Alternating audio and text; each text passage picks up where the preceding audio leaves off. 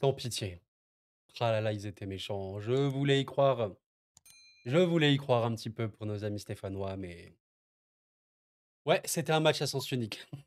C'est le moins que l'on puisse dire. Mesdames, messieurs, l'OM terrasse de manière, absolument, sans équivoque, totale Saint-Étienne. Il y a pas eu de match, bien évidemment, on va en parler.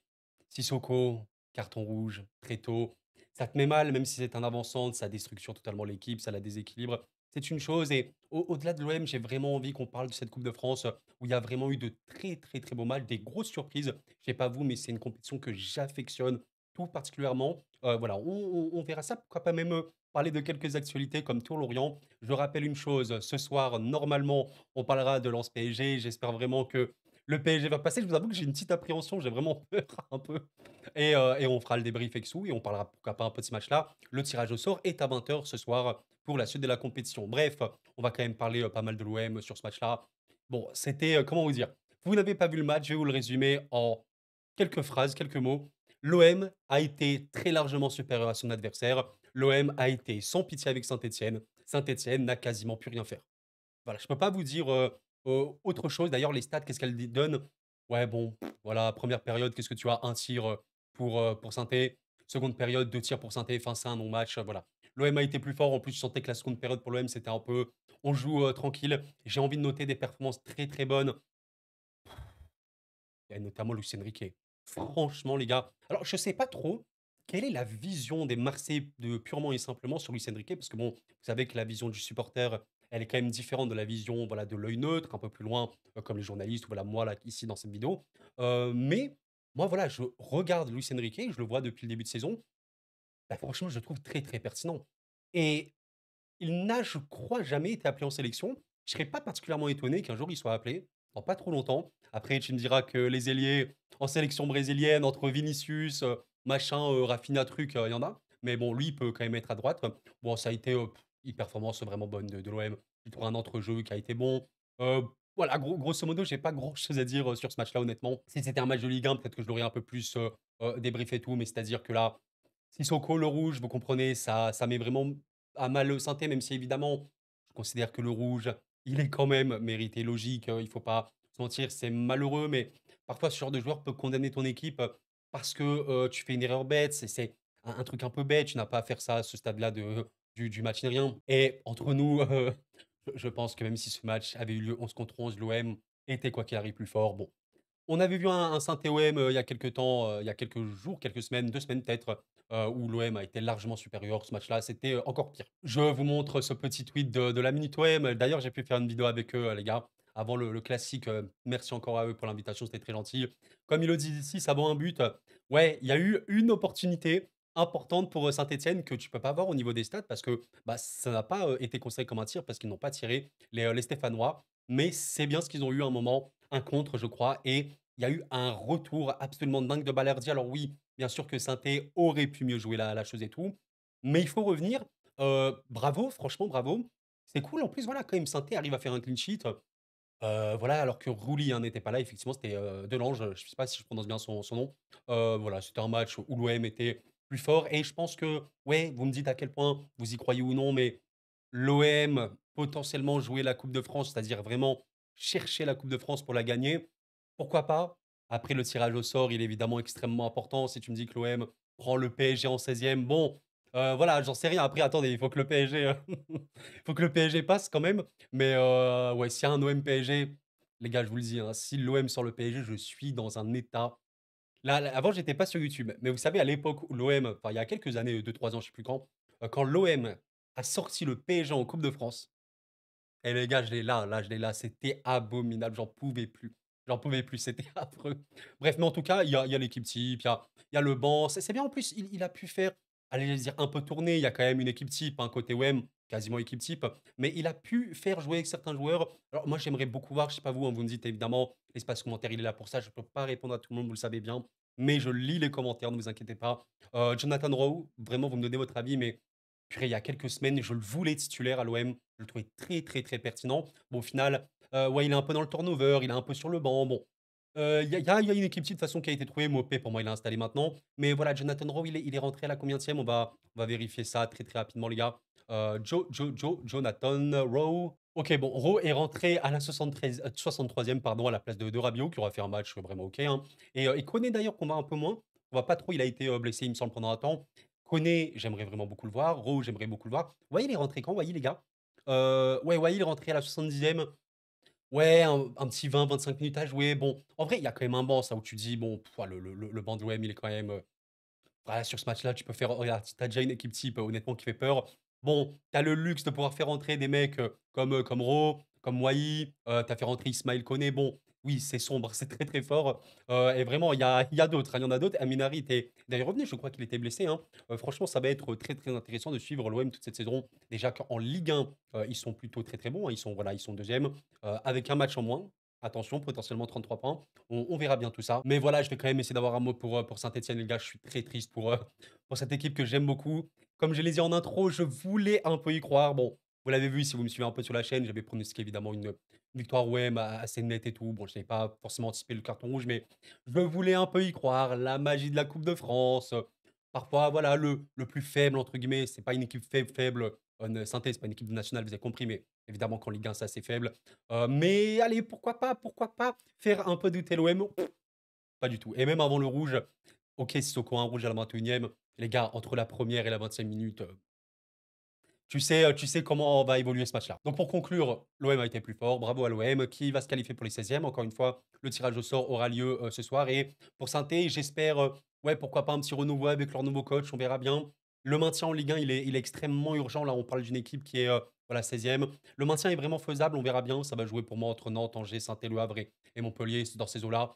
Nous verrons bien, les amis. Nous verrons bien. Bref, j'ai envie de vous parler de la Coupe de France également. La vidéo n'est pas encore terminée. Regardez un petit peu ces résultats qu'il y a eu. Il y a eu des grosses, grosses surprises. J'ai envie de parler de la première vraie grosse dinguerie, un truc, les gars, ça fait peur. Et là, on parle de crise. Parce que là, je crois que j'avais vu une stat passer, mesdames, messieurs. Le Puy Foot 43, j'en ai fait un post YouTube. Ceci n'est pas une blague. Vous voyez un truc là, vous voyez ce que vous voyez, j'arrive même plus à parler, les gars. Ceci n'est pas un montage. Le Puy Foot 43, équipe de National 2, a humilié Montpellier. Il n'y a pas d'autre mot. Et le pire, c'est que j'ai pas vu le match, hein, mais quand je vois les stats sur le papier, à l'aide, ils se sont fait balader. On parlait de Saint-Étienne qui était un peu en crise, mais Montpellier, évidemment, dernier Ligue 1. C'est quel genre de crise, Montpellier, là? Il y a eu 3,51 d'XG, s'il vous plaît, pour Le Puy. Évidemment, un gros choc. Du coup, Le Puy est qualifié. Qu'est-ce qu'on a eu d'autre? On a eu quelques autres surprises. D'ailleurs, il y a quand même des équipes de Ligue 1 qui sont tombées. Je vais vous montrer. D'ailleurs, on va parler de Bordeaux-Rennes juste après. Mais les équipes de Ligue 1 qui sont tombées, bah, Auxerre, aujourd'hui, bah, en vrai, déception après Dunkerque. Voilà, reste quand même une équipe, attention, hein, là, qui joue la montée hein, direct en Ligue 1. Donc voilà. Mais dommage pour Auxerre, c'est là où tu vois quand même la Coupe de France, parfois, ça peut être un peu fou.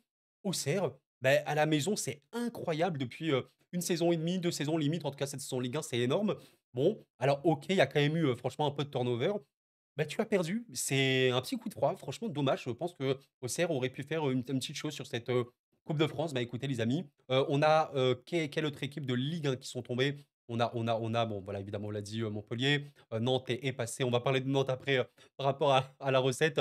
Nice, ouh là là, Corté Nice, mesdames, messieurs, Corté qui se trouve en Corse. On m'avait dit que ce n'est pas Corte, on dit mais Corté.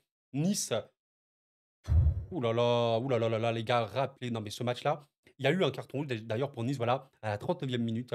Mais surtout, Corté ouvre le score à la 11e avant, je crois que c'est Diop, je crois que c'est Diop, dites-moi si je me trompe, a un penalty à la 4e minute. Il le rate dans la foulée, Corté donc marque. Au final, Dombélé, revient à la 60e. Un match tellement, tellement de ratés. Non mais attendez, non mais si je vois les XG de ce match-là, je pense que je vais devenir malade. Je sais même pas si les XG sont affichés, mais oh là là là là. Oh non mais les gars, par pitié, s'il vous plaît, mais regardez les stats de Nice. Alerte rouge. Non mais là, c'était, un nombre de ratés, absolument abject. Enfin voilà, 7 tirs pour la board, Boanani, 5 tirs et tout. Dombélé, il aura tiré 4 fois, il aura marqué. Guessant 4 tirs, enfin ouais, tir au but. Corté allait faire, un hold-up de dégénéré. Bon, au final, Nice, est passé. Encore heureux pour les Niçois, dommage pour Corté quand même, ils auraient vraiment pu, le faire, hein, sincèrement. Mais donc, gros coup de stress pour les Niçois. Il y a pas eu que Nice, au niveau des coups de stress, mesdames, messieurs, il y a eu aussi, bah, dans le même moment, je crois, Toulouse. Bon, alors je vous avoue que ce match-là, je l'ai pas trop vu. Bon, je crois quand même qu'il y a eu, beaucoup de déchets, un peu peut-être, pas trop de créativité, mais c'est allé au tir au but, un 0-0. Je vais voir rapidement au niveau des XG parce que je pense pas que ça a été, un match non plus flamboyant. Ouais, voilà, c'est ce qui me semblait. Voilà, 1,18, c'est pas fou, mais ça, c'est dommage parce que c'est parfois les problèmes de Toulouse, c'est qu'OK, il peut avoir beaucoup de déchets à la finition, c'est vrai, mais dans la production, parfois, ça peut être un peu limité et c'est dommage, mais bon, ouh là là, c'est, pas passé loin. Nice et Toulouse, gros coup de stress au final, Toulouse est passé. Je suis quand même content que Toulouse passe parce que voilà, je pense que c'est une équipe qui peut, un peu comme Nice, faire de belles choses dans cette coupe de France. Dommage pour les hauts lyonnais, hein, forcément les petites équipes, on a envie d'être pour eux.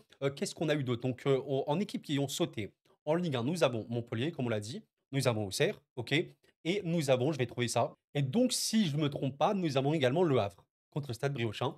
Ça, c'est un réel exploit. Mesdames, messieurs, le Stade Briochin également en National 2. Bon, dommage pour Le Havre, évidemment, qui est une équipe en crise. Parmi les équipes éliminées, de la Ligue 1, ben, on a Le Havre, Montpellier, les 2 dernières équipes de Ligue 1 actuellement, il me semble. Les 2 équipes qui potentiellement ont le plus de chances d'être en Ligue 2 l'année prochaine. Ça indique, forcément un état de crise qui est très important pour ces 2 clubs, c'est très clair. Pour passer rapidement quand même sur les équipes de Ligue 1 qui ont pu le faire, alors Rouen-Lille, j'ai vu un peu des images, c'était un match assez ennuyant. Au final, Lille, même en mode 1 a quand même réussi à passer de manière, je pense, assez logique. Dommage pour Rouen, vraiment, qui aurait pu espérer un peu mieux. Je vous laisse regarder évidemment tous les résultats, je vais pas tout de parler de tout. 3 Metz, 3 aura vraiment bien tapé Metz quand même, c'est assez impressionnant. Alors que Metz, bon, rate bien pour remonter, pourquoi pas en Ligue 1. Bastia aura fait, qu'une bouchée de Saint-Joseph ici. Brest, club de Ligue 1 est passé. D'ailleurs, je croyais que La Roche, c'était La Rochelle, mais apparemment pas du tout.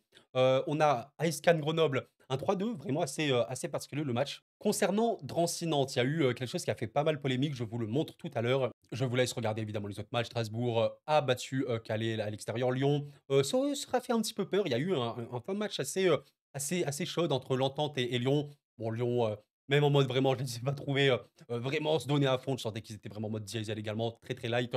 Ils étaient évidemment plus forts. Pas mal, hein, pour l'Entente qui aura marqué, je crois, un beau but, mais qui était pas loin de revenir à 2-2 à la toute fin de match. C'était, assez dingue. Alors, l'Union Saint-Jean, Monaco, le match s'est déroulé, bah, là, en même temps que Saint-Étienne. Je suis parti, par curiosité, je suis parti voir un peu les stades parce que je voyais les images, j'étais en mode: mais, c'est moi ou Monaco, ils sont en train de ouh là, voilà, sans commentaire.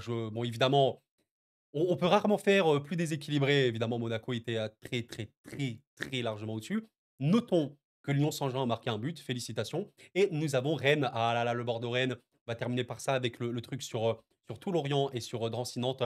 Bordeaux-Rennes, il y a eu une histoire, mesdames, messieurs, il y a eu une histoire. C'est terrible pour les Bordelais parce qu'ils ouvrent bien le score. C'est bien eux qui ouvrent le score en première période, 1-0. Au final, Truffert, marque juste après. Il y a 1-1 à la mi-temps et je pense que pendant ce moment-là, ben, les Bordelais, les supporters bordelais, ils étaient un peu dans l'optique de se dire: «Purée, on peut un peu se mettre au niveau contre une équipe de Ligue 1, malgré le fait qu'on soit tombé». Franchement, c'était beau et je pense que, ouais, voilà, la première période, c'est bien ce qui me semblait. Je regardais un peu les images. C'était rien de bien choquant. C'était globalement assez équilibré. Malheureusement, voilà, la seconde a été, beaucoup plus réaliste côté, côté, rennais, pardon, et Bordeaux a un peu, je pense, craqué peut-être mentalement. Il y a eu, 2 buts d'Assignon et Kalidou Ndoku sur coup, qui ont fait beaucoup de mal. Dommage pour Bordeaux évidemment qui doit remonter, qui doit se reconstruire, mais, je pense que le temps d'un instant, ils ont une belle équipe, une belle ambiance. C'est forcément pas une situation simple, on sait, et Rennes se rassure un petit peu. Rennes qui, je rappelle, est quand même dans une phase de crise en Ligue 1 qui est trop bas pour, l'équipe qu'ils ont. Beaucoup de défaites enchaînées. Bon, quand même quelques petites victoires contre Saint-Étienne ici, contre Angers là, contre Bordeaux là, qui peut un peu les remettre, on va dire, sur les bons rails. La seule défaite, de Rennes sur ces derniers matchs est contre Nantes et du coup, en parlant de Nantes, il y a bien eu ce match-là contre Drancy. Donc vous allez me dire: «Ouais, mais écoute, gros, pourquoi tu me parles de ce match-là?» Bon, oui, match où Nantes a été évidemment meilleur, pas de problème. Ils ont gagné 4-0, tranquille. Mais ce qui a fait parler, ce qui a fait débat et ce qui a fait réagir, eh ben, c'est ceci les amis, c'est ceci, le FC Nantes n'a pas laissé sa part de recette à Drancy. Après le 32e de finale en Coupe de France, bon, bah, voilà, on sait que Kita, c'est, une personne, président Kita évidemment du FC Nantes et qui est pas mal critiqué. Beaucoup de supporters nantais aimeraient son départ. Bon, écoutez, évidemment, je peux comprendre vis-à-vis de toutes les histoires qu'il y a eu, mais en tout cas, voilà, le président du club de National 3, Alain, Melaye, évoque l'attitude qui est assez petit. On va faire un virement aux Nantais de 13 000 €, alors que le club a un budget de plusieurs dizaines de millions d'euros. Vous me demandez mon avis? Bien évidemment que je trouve ça honteux. Alors oui, il n'y a pas d'obligation, bien évidemment. Maintenant, il y a tout ce qu'on appelle l'éthique, la morale et tout. Alors ça, c'est propre à tout à chacun. C'est une vérité. Me concernant, oui, bien sûr que c'est 13 000 €. Qu'est-ce que c'est 13 000 € pour le FC Nantes? Sincèrement, bien sûr que Nantes a des problèmes, financiers. Je sais pas si à quel point ils sont importants. Bien sûr que Nantes n'est pas dans le top de sa forme, ces dernières années et tout, mais c'est 13 000. Voilà, ça va faire un trou de 40 000 € pour eux, ce qui est important. Je suis déçu, amer et en colère. C'est une grosse déception pour le foot amateur. C'est aussi pour ça qu'on aime la Coupe de France, je pense. C'est pour le rayonnement du foot amateur de un, pour les histoires humaines de 2. C'est ça qui est merveilleux. Il y a quand même des gens, bah, c'est pas du tout leur métier, le football. Ils font ça par plaisir, par passion. Ils vivent des aventures humaines absolument exceptionnelles. Les joueurs et tous les gens autour d'eux, le staff, l'entreprise du club en tant que tel. Et c'est aussi, voilà, permettre aussi d'aider les petits, etc. Bon, c'est dommage, c'est effectivement dommage et on verra bien la suite, mais je pense que les Nantais, j'ai vu quelques réactions Nantais, des Nantais évidemment, beaucoup d'amertume, beaucoup de déception. J'ai vu pas mal de Nantais dire: «J'ai honte». Je peux comprendre ceci, maintenant voilà et c'est pas les supporters qui sont responsables de ça, mais effectivement, c'est très dommage, c'est très dommage et il y a eu, autre chose qui a fait pas mal, parler, c'est un match qui devait opposer j'ai bien dit qu'il devait opposer Tours et Lorient. En raison de l'incapacité à garantir la sécurité à l'intérieur du stade, le Tours FC, en concertation avec le maire et le préfet, a pris la décision d'annuler la rencontre du Tours FC et le FC Lorient en 32e de finale de la Coupe de France. Les réactions: «C'est honteux, c'est un prank, quelle honte, le club n'avancera jamais». J'ai envie de vous dire que c'est, c'est vraiment je rigole, ça n'a rien à voir, vous avez compris, mais c'est très, symptomatique de la gestion parfois qu'on peut avoir aussi, voilà, globalement dans la société, dans le sport, dans le foot français, en l'occurrence ici. C'est dommage, je pense quand même que le match aura lieu. J'ai quand même beaucoup de mal à imaginer, bah, je sais pas, Tours, perdre sur tapis vert. En plus, il y a vraiment eu des réactions absolument folles, hein. Je vais essayer de vous retrouver, un joueur du Tours FC. Ouais, voilà, ça, c'est vraiment une réaction assez dingue. Waouh, Brandon Daddy, joueur du Tours FC, craque sur Instagram. Voilà, il y a eu un message, je vous laisse lire, mais voilà, j'en ai vu des menteurs, mais lui, c'est un imposteur. Bon, il y a des tensions en plus au sein du club. Écoutez, je peux vraiment pas parler, me prononcer sur ça parce que je n'ai pas du tout les éléments ni rien, mais évidemment que je trouve ça absolument inadmissible qu'un match de 32e de Tour de France Coupe de France ne peut pas avoir lieu. Tours, d'ailleurs, en plus, je crois qu'il y a des gros problèmes, hein, Tours. Je sais pas à quel point c'est pas bon pour eux. Bon, ils sont national 3, mais je crois qu'ils sont même pas là. OK, si, ils sont national 3. Enfin, ils ont complètement sombré ce club, c'est terrible. Mais voilà les amis pour un peu ce tour d'horizon de la Coupe de France et on termine ce soir Valence PSG. Merci d'avoir suivi la vidéo. En tout cas, prenez le temps de laisser un petit like s'il vous plaît, ça m'aide énormément, merci à vous. C'était quoi la chose que vous retenez de cette journée? Il y a eu beaucoup de choses. Je retiens avant tout l'humiliation qu'a pris Montpellier par le Puy, c'est, quelque chose d'irréel, franchement irréel et je pense que là, tu es Montpelliérain. Si j'étais Montpelliérain, j'arrête le foot. Franchement, je pense que j'ai plus envie d'entendre parler de foot. On peut retenir, voilà, bon, l'OM, Monaco, et cetera, qui assurent quand même des clubs de Ligue 1 qui tombent. Et voilà, j'ai très hâte de voir un petit peu le Lens PSG de ce soir. Waouh, ouais, ça va être quelque chose d'assez dingue. Merci d'avoir suivi la vidéo, les amis. C'était cool. Prenez soin de vous. Et la paix sur vous.